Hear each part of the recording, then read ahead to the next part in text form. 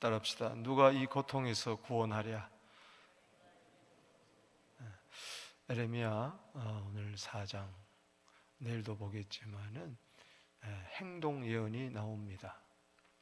마치 시청각 교육을 하는 것과 같죠. 에레미야의 그 행동 예언을 통해서 하나님은 실물 교육을 하기를 원하는 거예요. 그냥 말로만 해가지고는 이게 마음에 와닿지 않으니까, 그래서 에레미야로 하여금 바벨론 포로 수용소에 있는 에레미야, 아직까지 5, 6년 정도 예루살렘 성이 함락되기 직전입니다. 시드기야 왕 재위 때예요. 그 실물 교육은 뭐냐? 행동 예언은 내일은 그 머리털을 깎고 수염 깎는 이야기가 나와서 칼, 기근, 전염병 이런 것에 대한 예언인데, 오늘은 이 세 가지 행동 예언이 나옵니다. 그 하나는 그림을 그리라는 거예요. 예루살렘 성을 그리라는 거고, 1절에서 3절이고, 또 두 번째는 누워 있으라는 거예요. 왼쪽으로 390일, 오른쪽으로 40일. 그게 쉽지가 않잖아요. 돌아서지도 못해요. 하나님이 그를 꽁꽁 묶어놓고 왼쪽으로 390일, 오른쪽으로 40일 누워있으라. 또 세 번째는 9절에서 17절까지 행동 예언은 뭐냐? 먹고 마시라는 거예요. 그것도 조금 소량의 떡, 소량의 물, 그것도 쇠똥에다가 구워가지고 만든 떡, 그 더러운 떡, 물, 그것도 조금. 그림을 그려라, 누워 있으라, 먹고 마시라. 이것은 예루살렘에 곧 있을, 닥칠 그 심판, 멸망, 파멸, 죄악에 대한 고통을 이제 이야기하는 것이죠. 한마디로 말해서 고통이에요. 극심한 고통이 이제 이루어질 것이다. 그 죄악의 대가죠. 죄가 얼마나 무서운가. 이스라엘 백성들이 북쪽도 남쪽도 하나님을 버리고 우상을 섬기고 하나님 말씀에 불순종한 그 대가가 얼마나 큰가를 이제 행동 예언을 통해서 보여주는 겁니다. 먼저 1절에서 3절에 이 그림을 그리는데, 예루살렘 포위된 그림을 그리라는 거예요. 예루살렘 성을 한 토판에다가 이제 그림을 그리는데, 거기에 원수들이, 적군들이 와서 또 둘러싸서 포위하고 애워싸고, 거기에 성에다가 사닥다리를 놓고, 그리고 흙더미를 쌓아가지고, 그리고 공성태라는 것은 큰 원통의 나무 토막에다 끝에 금속을, 철 같은 걸 달아서 이렇게 성벽을 무너뜨리고, 멀리서 와서 와 하고 와서 콩 하면 이제 성문이 무너지는 그런 공성태 그림도 그리고, 또 저쪽에서 성 위에서 뭐 화살이나 창이나 이런 걸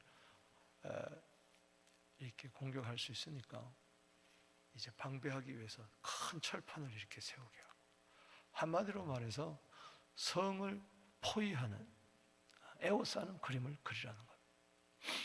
자, 한번 보십시다. 여기 1절에 너희 인자야 토판을 가져다가 그것을 내 앞에 놓고 한 성읍 예루살렘을 그 위에 그리라.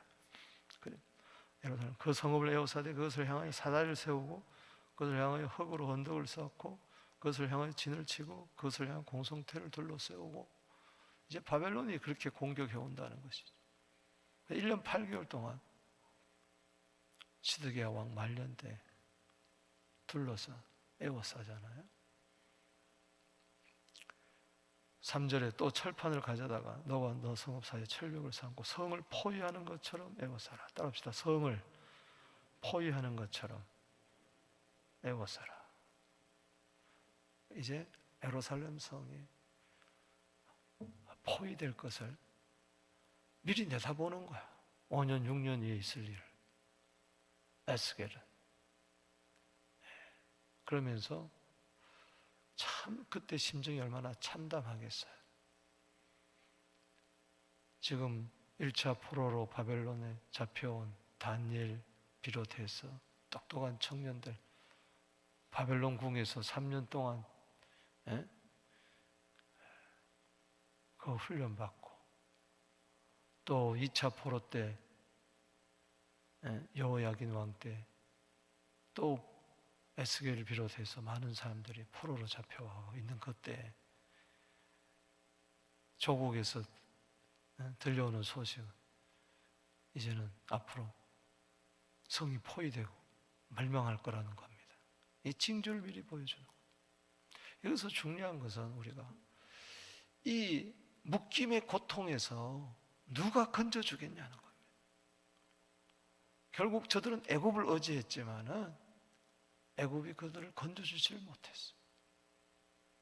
오늘날 이런저런 고통에 묶여있는 사람들이 너무 많이 있어요.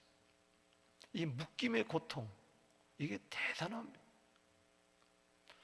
오늘 사랑하는 여러분, 이 묶임에서 자유함을, 눌림에서 자유함을, 갇힘에서 해방이 있게 되기를 주의 이름으로 축복합니다. 사람이요, 깜짝달싹 못하게 있는다는 거, 이거는 극심한 고통에 이러지도 못하고 저러지도 못하고, 가끔 막 정신적으로 발작하는 사람들, 이 침대에다가 딱 묶어 놓는 거 보잖아요. 침대에다 묶어 놓는 막 난리. 그게 하루 이틀이죠. 하루 이틀. 여러분, 이 묶임의 고통에서 건질 자는 예수밖에 없습니다.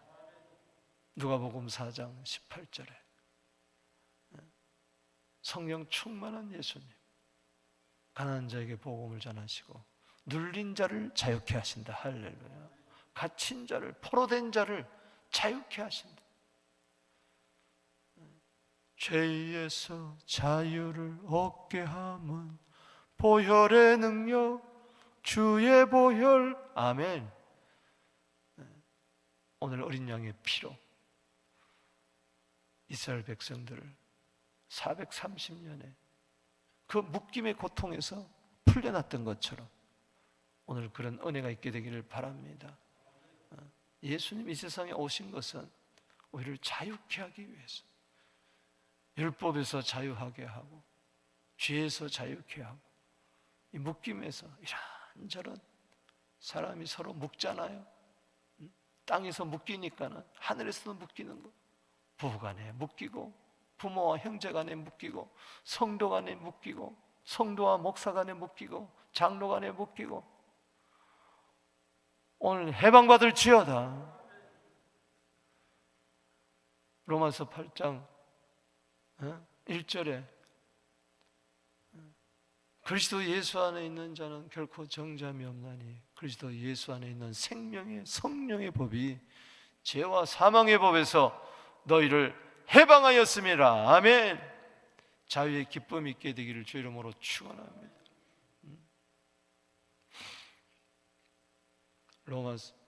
요한복음 8장 32절에도 진리를 알지니 진리가 너희를 자유케 하리라. 36절에 아들이 자유케 하면은 너희가 자유케 된다. 예수의 피는 계시록 1장 5절에 우리를 해방시켜 주는 거예요. 오늘 해방이 있을지어다. 36년 동안 일제 식민지에서 팔을 시달리다가 8월 15일에 해방받을 때 태극기를 들고 온 걸로 나와서 해방이라 해방이라 해방이라 그렇게 외치는데도 1945년도 8월 15일 잊을 수가 없잖아요. 해방이 났는데도 불 속에서 숨어있는 사람들, 아직 저 산골 빗골에는 해방의 소식을 모르는 자들이 너무 많다는 거예요. 오늘도 예수님이 오셔서 우리를 자유케 했지만 이 해방의 소식을 모르는 자들이 너무 많습니다. 가서 해방의 소식을 알리게 되기를 주 이름으로 축복하는 것입니다. 또 하나는 여기 4절에서 8절인데 이 그림을 그린 게 이어서 누워 있으라는 거예요. 그래서 왼쪽으로 누워서 390일, 오른쪽으로 누워 390일. 이제 향하는 것은 머리를 어디다 두느냐? 예루살렘 동쪽으로 향하는 거예요. 여러분 동쪽으로 향하여 누워보세요. 그러면은 왼쪽은 북쪽이 될 거예요. 남쪽은 오른쪽은 남쪽이 될 거예요. 그래서 왼쪽으로 390일 누워라. 이거는 북쪽으로 390일 누워라. 이거는 북이스라엘의 죄를 담당하고 누워 있으라. 또 오른쪽으로 40일 누워 있으라. 이것은 남유다의 죄악을 에스게라, 네가 담당하고 누워 있으라는 거예요. 그 묶임은 어디서 오는 겁니까? 묶임의 고통은 바로 죄악의 고통이에요. 죄를 짊어지고 왼쪽 저 북쪽을 향하여 390일 동안 이러고 있어요. 요것도 안 돼요. 여러 300. 여러분 1년이 365일이니까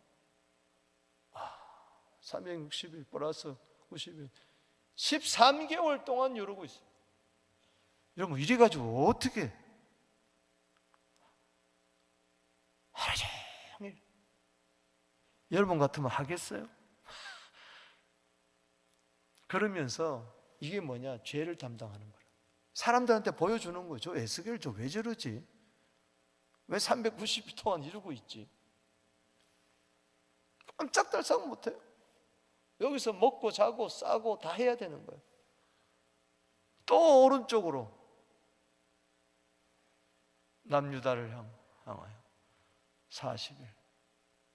합치면 뭐예요? 390 플러스 40 하면 얼마예요? 430일. 430일 동안 깜짝달싹 못해. 얼마나 고통스러울까? 이게 죄악의 고통이라. 430년은 이스라엘 백성들이 애굽에서 430년 종살이 하다가 나온 그 횟수예요. 그래서 하루를 1년 계산해서 430년을 여기서 상징한다고 그랬어요. 하나님. 그러니까 마치 애굽의 종살이 고통하는 것처럼 죄악의 고통이 그렇게 크다는 것을 알려줘요. 누가 이 죄악의 고통에서 우리를 건져내겠습니까? 한번 보십시다.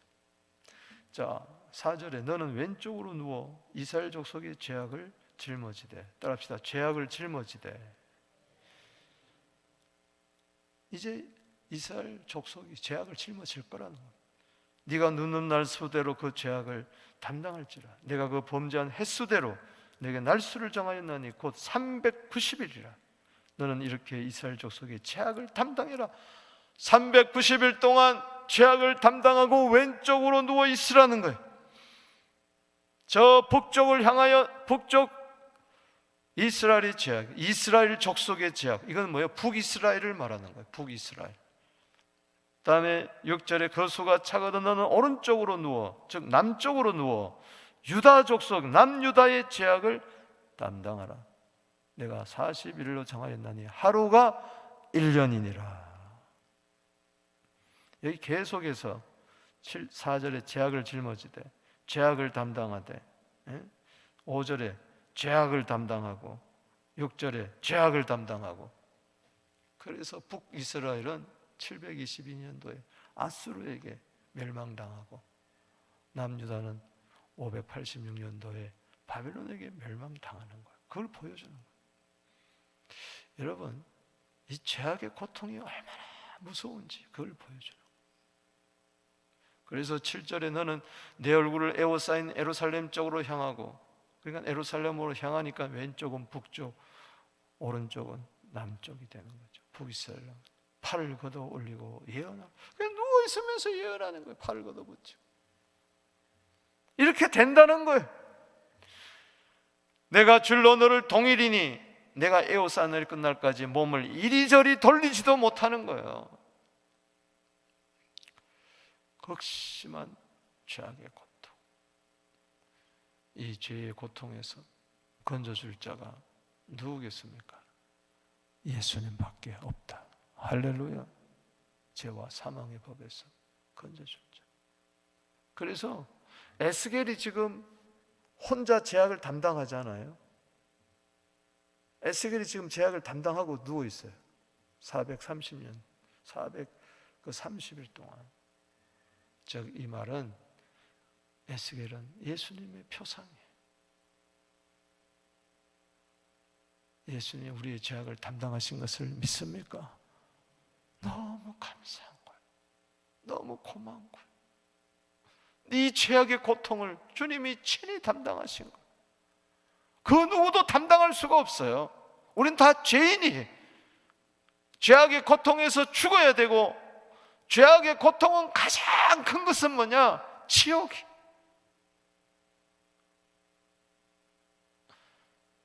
누가복음 16장 24절에 음부에서 지옥에서 괴로워합니다. 내가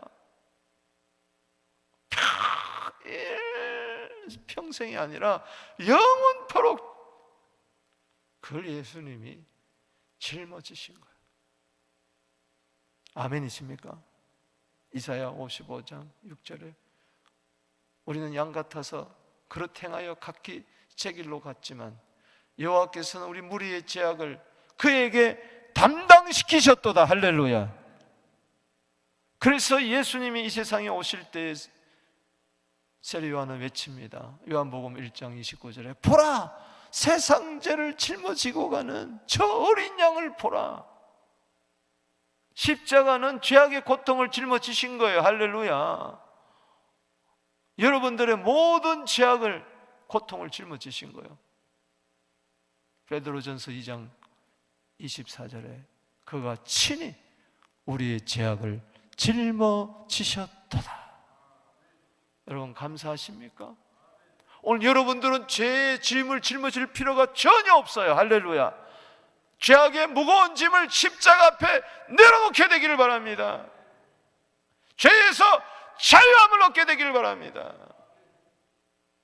너무너무 감사한 거죠. 너무너무 감사한 거죠. 마태복음 8장 17절에 그는 우리의 죄를 친히 담당하시고 병을 짊어지셨도다.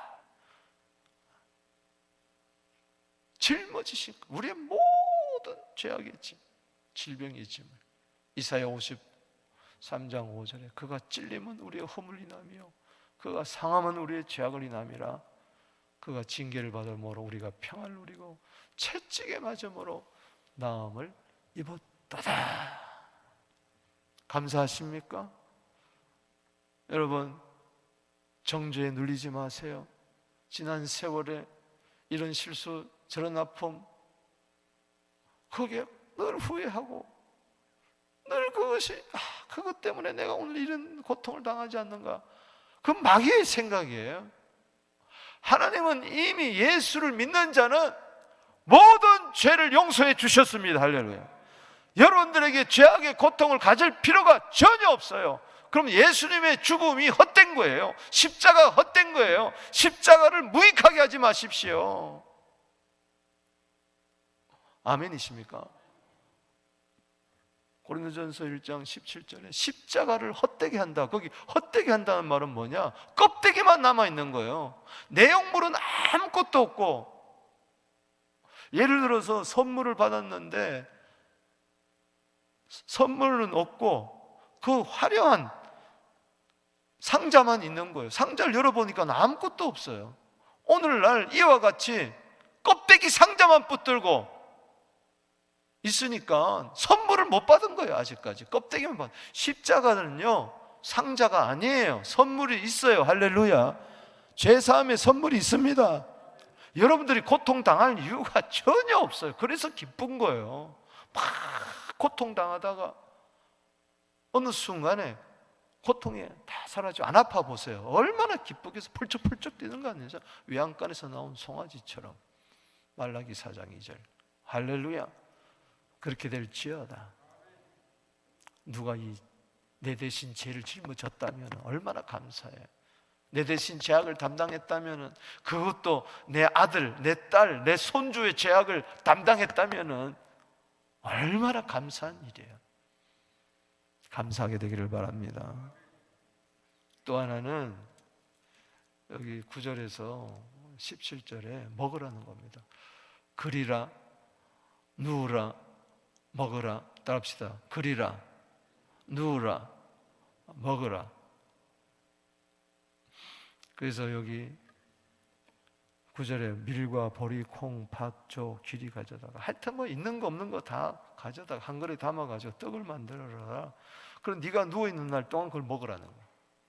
먹어야 살 거 아니에요. 근데 너는 음식물을 달아서 하루 20세겔씩 때를 따라 먹고, 20세겔이라는 것은 한 200g 될까? 뭐 조금 이거 가지고 한 끼도 되지도 않는 그 식사를 가지고 하루하루 연명하는 거예요. 이거 390일. 야, 말이 되겠어요? 그 다음에 물도 6분의 1 흰씩 되어서 때를 따라 마시라. 이것도 막 몇 리터 되지 않아요. 요 입만 살짝 죽일 수 있는 물을. 이게 뭐냐? 내일도 보겠지만 기근을 말하는 겁니다. 경제적인 고통을 말하는 거예요. 경제적인 고통. 1년 8개월 동안 둘러싸니 먹을 것이 없고 마실 물이 없는 거예요. 그래서 에레미야 애가 2장 20절에도 아이를 먹잖아요. 자기 태에서 난 아이를. 에레미야 애가 4장 10절에 아이를 삶아 먹잖아요. 먹을 게 없으니까. 이것마저도 없으니까. 경제적인 고통이요, 이루 말할 수 없어요. 여러분, 기아로 죽는 사람들이 얼마나 많은 줄 아세요?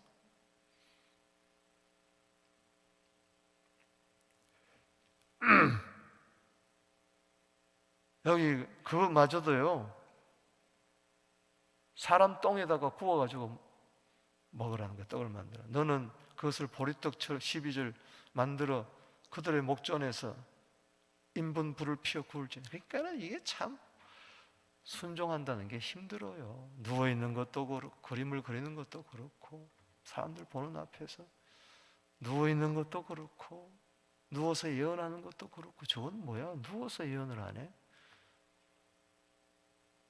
사람들 보는 앞에서 사람 똥을 걷어다가 거기다 불 붙여가지고 그 냄새가 얼마나 날 거야. 그 더러운 떡. 그런 것도 먹어야 된다는 이야기. 먹을 것이 없습니다.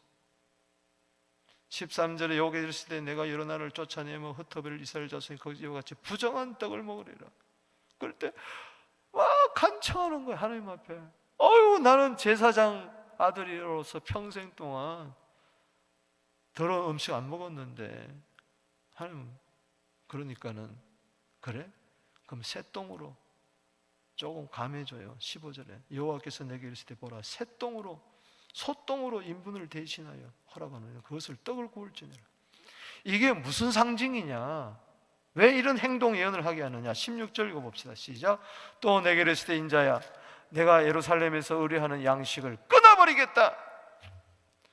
오늘 여러분들이 의뢰하는 양식이 끊기지 않게 되기를 바랍니다. 하나님이요, 끊어버리면 끝나는 거예요. 그냥 경제적인 고통이 임하는 거예요. 돈 때문에 근심하는 거예요. 여러분, 돈 때문에 근심하는 일이 없게 되기를 바랍니다. 백성이 근심 중에서 떡을 달아 먹고 두려워 떨며 물을 데워 마시다가 떡과 물이 부족하여, 여러분, 떡과 물이 부족할 때 이 경제적인 고통이 얼마나 심한 줄 아세요? 당장 직장에서 나가란 해임 통고를 받습니다. 뭐 6개월 동안 정부에서 좀 주는 거 뭐 실업자 수당을 받는데 계속 안 생기는 거예요. 여러분들은요, 지금 캐나다에서 65세 이상 되면은 따박따박 장학금 나오니까는 이런 마음이 없는 거예요. 그러니까 하나님을 의뢰하지 않는 거예요. 그게 어쩌면 좋은 것 같지만은 별로 좋지 않아요. 따지고 보면 이 복지 혜택이 좋은 게 때문에 하나님의 복지를 의지하지 않는 거예요. 세상의 복지만 의지하는 거예요. 사랑하는 성도 여러분, 하나님의 복지를 얻게 되기를 주의 이름으로 축원합니다. 그거는요, 세상 복지는 곧 떡과 물, 극히 소량의 떡, 극히 소량의 물, 그것도 새똥에 구워 먹은 부정한 그런 음식을 먹는 것 같아요. 하늘 문을 여시고 넘치도록 채워주시옵소서. 할렐루야. 아멘이십니까? 떡과 물이 부족하지 않게 될지어다. 이 왜 떡과 물이 부족하냐? 17절에 봅시다. 시작. 떡과 물이 부족하여 피차에 두려워 떨며 그 죄악 중에서 쇠폐하리라. 이 죄 때문에 모든 게 그런 거예요. 경제적인 고통도 이 죄 때문에 근본적으로. 죄 문제가 해결되면은 경제적인 자유를 얻게 될 줄로 믿습니다. 사랑하는 성도 여러분, 무엇을 먹을까 마실까 염려하라 그랬어요. 마태복음 6장 25절에 너 목숨 위해서 무엇을 먹을까 입을까 염려하지 마라. 마실까. 할렐루야. 공중 나는 새를 봐라. 들에 핀 백합화를 봐라. 아멘. 여호와는 나의 목자시니 내게 부족함이 없으리로다. 아멘이십니까? 예수님의 은혜는 죄의 문제만 해결해 주는 게 아니라 경제적인 문제도 해결해 주십니다. 고린도후서 8장 9절에 그리스도의 은혜를 너희가 알거니와 그가 부요한 자로서 너희를 위하여 가난하게 되심은 그의 가난함을 인하여 너희를 부욕해 하려 하심이라. 여러분, 부자가 되십시오. 할렐루야. 예수 안에서 되십시오. 믿음의 부자가 되십시오. 할렐루야. 선한 사업에 부하고 나눠주고 베풀고 섬기고 드리고 그런 부자가 되기를 주의 이름으로 축복하는 것입니다. 경건히 살아가지 마십시오. 하나님께 드리지도 못하고 베풀지도 못하고 돈 때문에 근심하고 돈 때문에 두려워하고 커피 한 잔도 못 살고 그렇게 발발발 떨면서 여러분, 아무것도 가지고 온 것도 없고 아무것도 가져가지도 못해요. 그런 세상에서 생존을 위해서 산다는 거 참 어떤 면에서는 힘든 인생이에요. 생존을 위해서 살지 말고 하나님 나라를 위해서 사십시오. 먹고 마시는 걸 위해서 살지 마시고 복음을 위해서 사십시오. 하나님이 주시면 됩니다. 하나님이 양식을 끊어버린다는 이 말은 다른 말로 지으면 하나님이 다시 주시면 됩니다. 하늘이 주면 돼요. 말라기 3장 10절에 하늘 문을 엮고 쏟아붓지 아니하나 봐라. 이거는 하늘의 수문을 엮겠다는 거예요. 물이 확 쏟아지듯이 축복의 강수가 여러분 가정과 사업과 우리 교회에 여러분 자손 만대에 있게 되기를 주의 이름으로 축복하는 것입니다. 여러분, 경제적인 것도요, 빌립보서 4장 19절에 바울이 이야기하지 않습니까? 나의 하나님이 그리스도 예수 안에서 영광 가운데 그 풍성한 대로, 따라합시다, 풍성한 대로 너희 모든 쓸 것을 채워주시리라. 예수 안에서 체험받게 되기를 주의 이름으로 축원합니다.